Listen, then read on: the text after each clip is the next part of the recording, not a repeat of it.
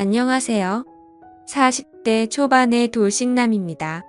저는 특별한 여자친구가 있습니다. 친구에게도 말 못할 비밀스러운 연애를 하고 있습니다. 자랑하고 싶어서 이렇게 사연을 보냅니다. 저는 20대 후반에 결혼을 하고 30대 초반에 이혼을 했습니다. 전처와는 장기간 연애를 했고 그래서 결혼 생활이 순탄할 줄 알았습니다. 하지만 연애는 상상이었고 결혼은 현실이었습니다. 연애 때는 몰랐던 것들이 결혼 생활하면서 하나 둘씩 보이고 아무것도 아닌 거에 부딪히기 시작했습니다. 용변 후 변기 뚜껑 처리, 문제 치약자는 문제 등 매사에 트러블이 많았습니다.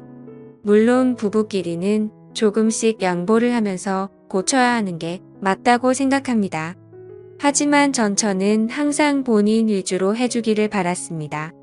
게다가 고부간의 갈등, 이런저런 갈등으로 인해서 둘 사이는 점점 안 좋아졌고 나중에 전처는 바람까지 피우다가 들켰습니다. 어차피 결혼 유지기간도 얼마 되지 않았고 돈도 그렇게 많이 없었기 때문에 협의 이혼을 하려고 했습니다. 하지만 전처는 한 푼이라도 더 받아내려고 소송을 걸었고 그것 때문에 2년에 가까운 시간을 정말 힘들게 보냈습니다. 그래서 결혼에 대해서 정말 부정적인 생각이 되었고 지금도 평생 다시는 결혼을 하지 않을 생각입니다. 이혼을 하고 처음에는 여자를 만나는 것도 싫었습니다. 그렇게 오랜 기간 사귄 전처랑도 트러블이 잦았던 것에 대한 스트레스도 있었고 전처와 오랜 기간 사귀면서 다른 여자를 만나지 않다 보니 처음부터 다시 시작해야 하는 것에 대한 두려움도 있었습니다. 처음에는 정말 몇 년 만에 혼자라는 게 좋아서 혼자 하고 싶었던 걸 다 하면서 시간을 보냈습니다. 여자 생각이 날 때는 혼자서 위로를 하거나 돈으로 여자를 안았습니다. 하지만 어느 순간부터 그런 삶의 현타가 왔고 연애는 해야겠다고 생각했습니다. 제 나이가 아직 젊어서 풀지 못하다 보니 스트레스가 쌓여만 갔습니다. 요즘은 어플이 정말 잘 되어 있습니다. 특히 저처럼 이혼 남녀들이 많은 어플이 있는데 그곳에 가입을 했습니다. 대부분의 어플이 그렇듯 남자는 돈을 내야 하는 시스템이었는데 어차피 혼자 살다 보니 돈을 쓸 때도 많이 없어서 현금 결제를 했습니다. 이 어플이 좋은 게 사진도 있고 각자가 원하는 상대방의 조건, 성격, 지역 등이 나와 있었습니다. 처음에 며칠간 매치되는 여성들은 얼굴이 정말 아니거나 얼굴이 괜찮은 분들은 기독교 흡연을 하는 여성들이었습니다. 그냥 자연스러운 만남을 해야 하나 하고 생각하던 자의 괜찮은 여성분이 보였습니다. 슈퍼 오케이라는 돈이 많이 드는 시스템을 사용해서 쪽지를 보냈고 다행히 여성분이 수락을 해서 연결이 되었습니다. 며칠간 연락을 주고받다 시간을 정해서 만났습니다. 사진에는 정말 예쁘게 보였었습니다. 단아한 얼굴에 조신해 보이는 모습이었습니다. 어플 보정을 어느 정도 감안하기는 했지만 직접 만나보고 많이 실망하기는 했습니다.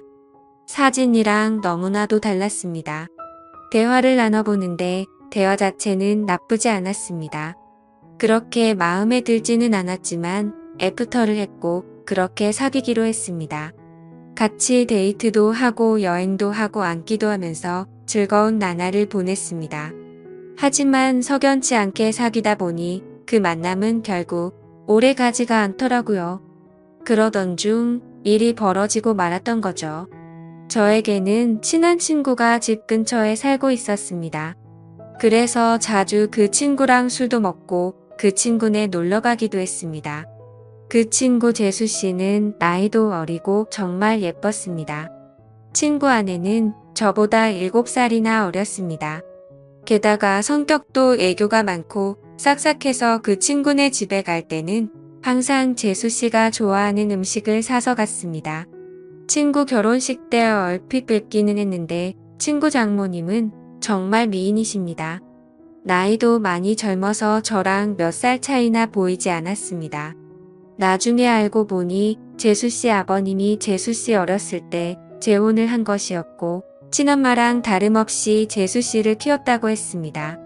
그래서 친구 장모님은 친구 아내보다 21살밖에 많지 않았고 우리보다 14살밖에 많지 않았습니다.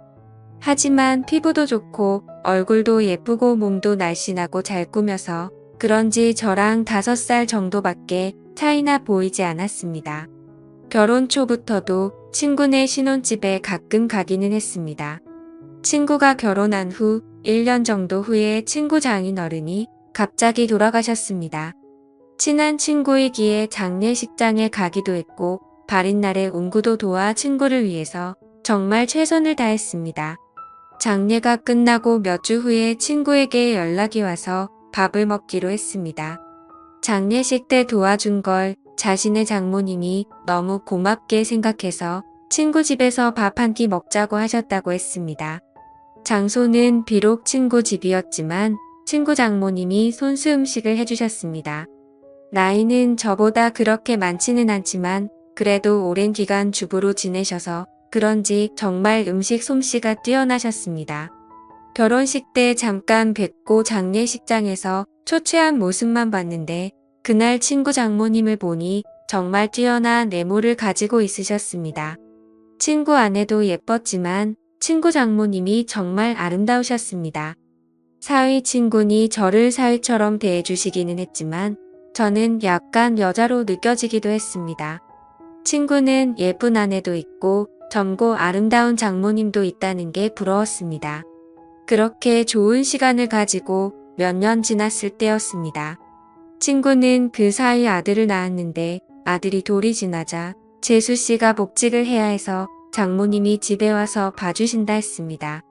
친구 아들이 너무 어릴 때는 한 번도 찾아가지 못했지만 돌잔치를 기점으로 친구도 시간이 많아져서 종종 밖에서 보기도 했고 2차로 친구네 집에 가기도 했습니다.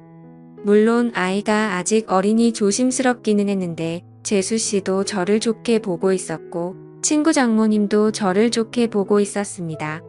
항상 갈 때는 재수씨와 장모님이 좋아하시는 음식도 사가지고 가거나 배달을 시켜주었고 아직 어리지만 조카 용돈이나 선물도 가지고 갔기 때문에 너무나도 환대해졌습니다.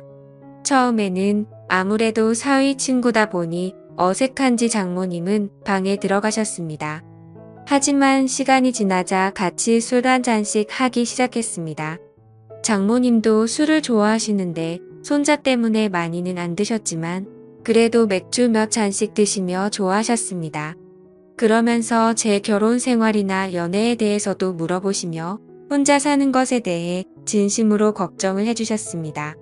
어느 순간 친구를 통해서 반찬도 보내주시고 더 자주 초대해 주셔서 저녁을 대접해 주기도 했습니다.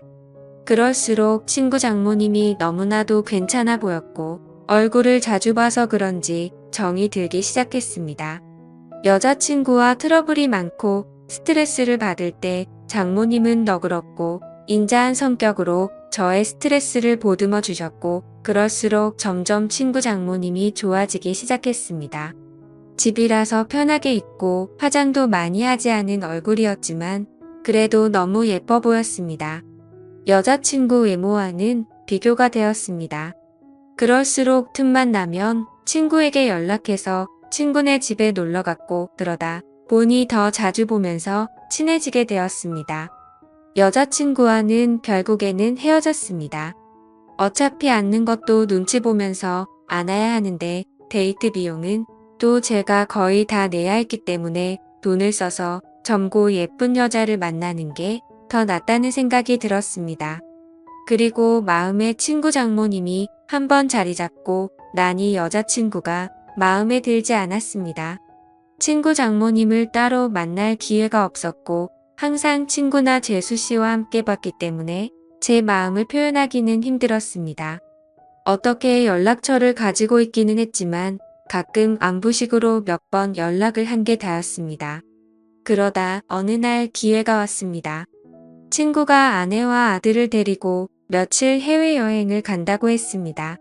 장모님에게도 같이 가자고 했지만 새 식구 오붓하게 다녀오라며 자신은 좀 쉬기도 하고 친구들도 만날 거라고 했다 했습니다. 저는 그게 기회라고 생각해서 따로 친구 장모님을 만나기로 했습니다. 친구가 여행을 간다고 한 날 연락을 했습니다. 친구 여행 가서 혼자 계시느라 심심하지 않으시냐? 그동안 저에게 대접을 잘해주셔서 한번 대접을 하고 싶다고 했습니다. 장모님은 스케줄이 좀 있다고 하셨고 스케줄 없는 날에 그런 맛있는 거 사달라고 하셨습니다. 친구 장모님이 먹고 싶다는 메뉴를 검색해서 일부러 차로 몇십 분 가야 하는 괜찮은 맛집을 알아봤습니다. 장모님도 좋다고 하셨고 제가 차를 몰아 장모님을 태우러 친구네 집으로 갔습니다. 그동안 친구 집에서 편한 모습만 봤었는데 외출을 한다고 꾸민 장모님을 보니 정말 아름다웠습니다. 누가 보면 정말 40대인 줄 알 정도였습니다. 물론 저를 사위 친구로 생각하시고 편하게 나오신 거였지만 저는 꾸민 그녀를 보자 첫 데이트 마냥 심장이 쿵쾅거렸습니다. 우리는 드라이브도 하고 남한강이 보이는 분위기 좋은 곳에서 맛있는 밥도 먹었습니다. 조금이라도 그녀와 더 있고 싶어서 뷰가 좋은 카페에 가서 이야기도 많이 했습니다. 장모님은 이제 손주도 컸고 어린이집 등 하원은 친구나 재수씨도 할 수 있으니 이제 슬슬 친구네와는 따로 살 생각이라고 했습니다. 친구 부부에게도 얘기를 했는데 아직은 같이 살기를 원한다며 아마 혼자 지낼 자신이 걱정돼서 그런 것 같다고 했습니다. 장모님이 친구네 집에 계속 있으면 솔직히 저에게는 전혀 기회가 없기 때문에 저는 맞장구 쳐주는 것처럼 이제 장모님도 따로 사시면서 장모님 인생을 즐기라고 말했습니다. 장모님도 저랑 얘기가 통한다며 좋아했습니다. 장모님을 친구네 집에 바래다주고 헤어지기가 아쉬워서 술 한잔 하자고 했습니다. 하지만 장모님은 다음 날 아침부터 친구들과 스케줄이 있다며 거절하셨습니다. 며칠 안 남은 친구네 여행 기간에 시간 되실 때 있냐고 물어봤지만 간만에 혼자 있는 기간이라 스케줄을 다 잡아놨다며 친구 부부가 여행 끝나고 돌아오면 집으로 한번 와서 함께 마시자고 했습니다. 저는 너무나도 아쉬웠지만 계속 들이대면 거부감이 들까봐 쿨한 척 그녀를 돌려보냈습니다. 집으로 들어오니 너무나도 아쉬움이 남았고 장모님을 생각하며 스스로 위로를 했습니다. 그 후로 몇 개월 친구네 집에 몇 번 갔고 친구 장모님을 보면서 애틋한 감정은 점점 부풀어 올랐습니다. 그러던 어느 날 친구네 집에 갔을 때 장모님이 보이지 않으셨고 친구는 며칠 전부터 따로 나가서 사신다고 했습니다. 그 얘기를 듣고 몇 날 며칠을 고민하다가 장모님께 메시지를 보냈습니다. 나가 사신다는 얘기 들었다며 괜찮으시냐고 안부를 물어봤고 장모님은 손주가 눈앞에 아른거리지만 시간적 여유도 있고 육체적으로도 편하다고 했습니다. 이런저런 얘기를 하다가 시간 될 때 같이 식사하자고 했고 그 후로 연락을 더 주고받다가 결국 만나게 되었습니다. 몇 주 만에 만나는 그녀는 정말 아름다웠습니다. 첫 데이트 때보다 더 아름답게 입고 왔고 그 모습에 눈에서 하트가 뿅뿅하는 걸 느낄 수 있었습니다. 우리는 소고기 집에 가서 한우를 먹으며 술을 한잔 했습니다. 그녀는 다음날 스케줄이 없다며 오랜만에 술을 실컷 마시고 싶다고 했습니다. 고기며 분위기며 모든 게 다 좋으니 술은 술술 들어갔고 장모님도 저도 술에 좀 취했습니다. 장모님은 은근히 제 마음을 알고 있다는 표현을 하면서도 자신이 나이도 있고 관계가 친구 장모님이니 그런 생각은 접으라는 식으로 말했습니다. 그 소리에 처음에는 당황하기도 하고 부끄럽기도 했지만 나이가 뭐가 중요하고 그리고 비밀로 하면 관계가 뭐가 중요냐며 제 마음을 고백했습니다. 어차피 이렇게 끝이 날 거면 제 마음이라도 고백해야 한다고 생각했습니다. 그녀는 제가 술이 좀 과했다며 일어서자 했고 그렇게 그녀를 택시에 태워 돌려보내고 가슴이 너무 아파서 눈물이 났습니다. 이혼 후 정말 좋아하는 첫 여자였는데 친구 장모님이라는 이유 때문에 만날 수 없다는 생각에 가슴이 먹먹했습니다. 친구 장모님이 아니었다면 만남조차 없었을 수도 있겠지만 그런 핑계로 이렇게 까이지 않았을 테니까요. 그렇게 몇 주간 너무 힘든 시간을 보냈습니다.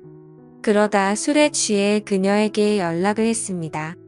정말 좋아하고 잊으려고 노력해도 잘 안 된다고 한 번만 더 만날 수 있냐고 진심으로 고백했습니다.